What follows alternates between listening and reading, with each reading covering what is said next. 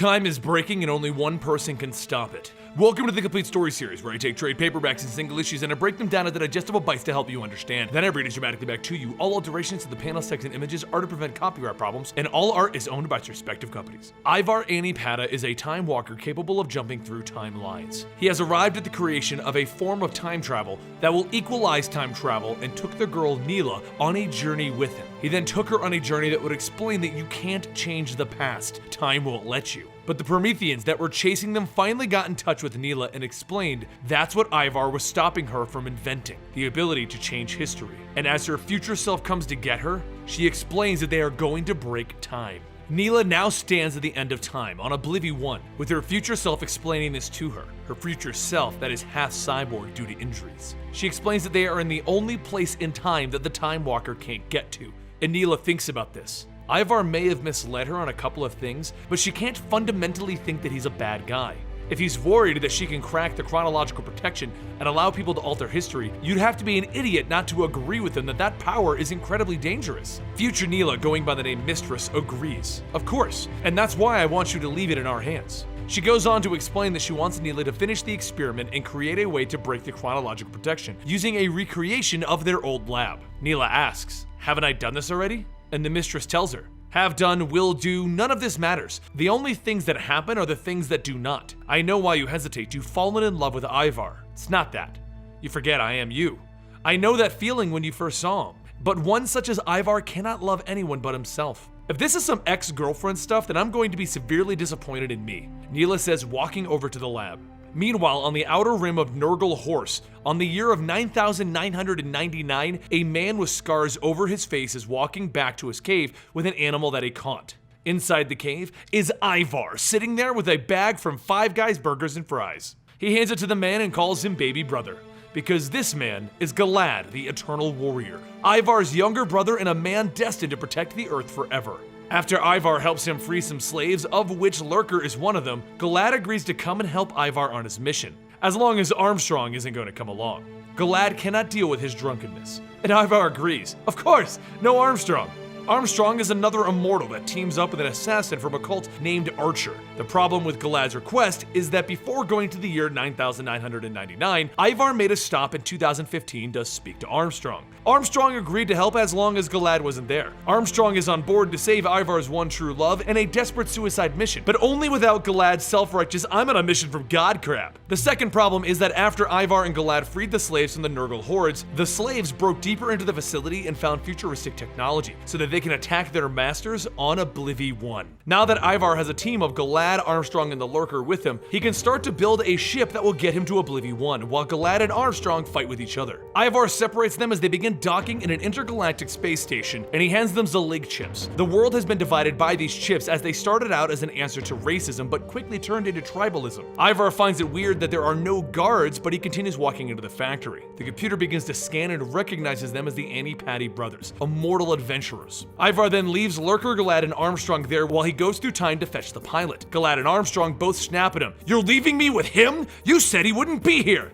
"Hey, I'm sorry, that's how time travel works. Sometimes you don't know if you're coming or going." And again, they both say, "That's your excuse for everything!" Back on Oblivion One, Nila recreates our entire experiment, ending with the creation of a time arc. Nila is overjoyed, except the Mistress sets off an explosion, throwing Nila back. "You idiot! You have failed me! That's a time arc. We have those naturally. It's what Ivar uses to get around." Nila finally starts to realize that something is off. "Wait a minute, why is this a big surprise to you? If you're the future me, shouldn't you already know about this?" Mistress doesn't answer that and tells her, "You did it wrong. You will keep trying until you get it right, or you turn into the Mistress." Back with Armstrong, he walks out and breaks his leg chip. He isn't going to be wearing any fascism chips. That's when Galad walks out and asks him to come and look at something. Armstrong quickly follows Galad into the airlock, where Galad opens it up, sucking Armstrong out into space. Then Galad begins to break apart into thousands of tiny red robots. Because it wasn't Galad. Over with the real Galad, Ivar shows up and asks him to come and see something. Galad doesn't believe it, and he swings his axe at his brother, splitting him in two, revealing the red robots again. It turns around and hits Galad hard, knocking him out, and announcing that it's disposed of two of the four intruders. Back with Nila, she wakes up from a nightmare and realizes something. She runs down to her experiment to look at it again, and that's when she realizes this isn't a time arc. She made a time loop.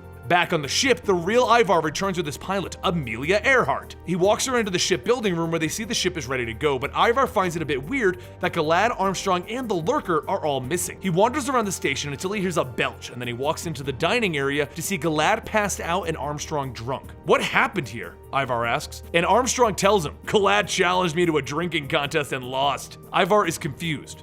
Galad, our brother Galad agreed to a drinking contest with you. Was he drunk already? Well, I bet him that my super healing could beat his super healing. Ivar is even more confused. I thought Galad didn't have super healing. I thought it was the Earth that kept him alive. Really? Well, you don't say. But as Ivar is talking to him, the red nanite robot thing forms up behind him and opens fire on him. Ivar dives out of the way, returning fire, and then he makes a break for where Amelia is. The two of them get shocked by the robot, and then it grabs the body of Galad. The robot tells Ivar to hand over his tech so that he can stop this chip versus no chip fight. Otherwise, he'll kill Galad. Ivar taunts him. Better check your databases there, bud. That's an immortal you have there. Right, but someone, I can't remember who, mentioned that he has to be connected to the Earth for the whole not dying thing to work. He drags Galad over to the airlock and he throws him into it. You have 5 seconds, Ivar. Back with Nila, she is showing her future self the time loop discovery. She is overjoyed that they did it, until Mistress tells the Prometheans to grab her now that she's invented it. Meanwhile, Ivar steps out and offers to give up his gun to the robot.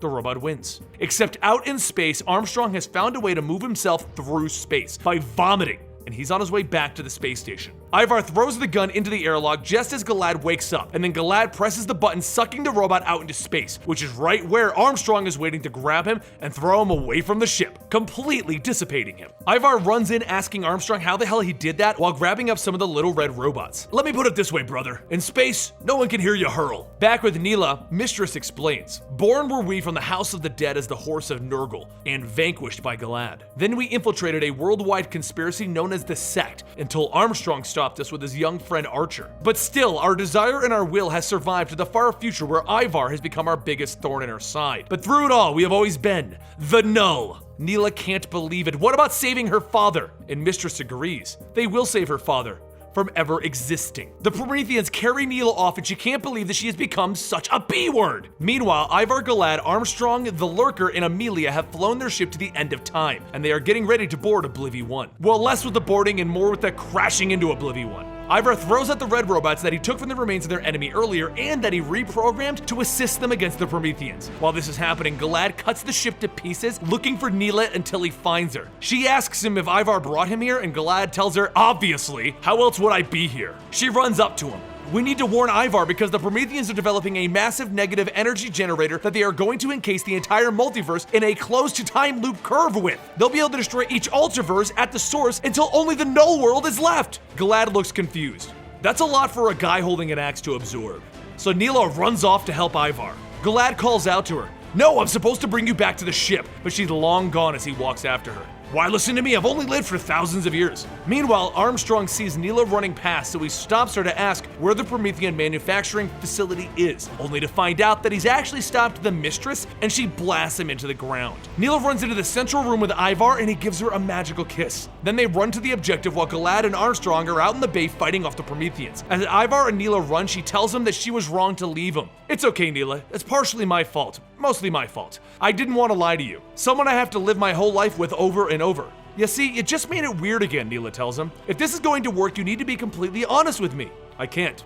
I promised. See, that's problem number 1. You're making promises about our relationship. Well, that's just it. The person I promised was you. It doesn't matter anymore. The thing I couldn't tell you about was this. Ivar says as they stand in the central room with the Mistress standing there. She blasts Nila to the ground, telling Ivar, the null generator is activated, so what better way to test it than having your older self kill your younger self? The ship then shakes as the universe is ending around them, because all of the universes are collapsing into one singularity. Everything must be at 0. Nila grabs Ivar's gun off the ground and she lines up a shot, but Ivar is in the way. Mistress's hair begins to light on fire, and then she leans in to give Ivar a final kiss. One last one for hate's sake. In a blinding flash of light, they both disintegrate.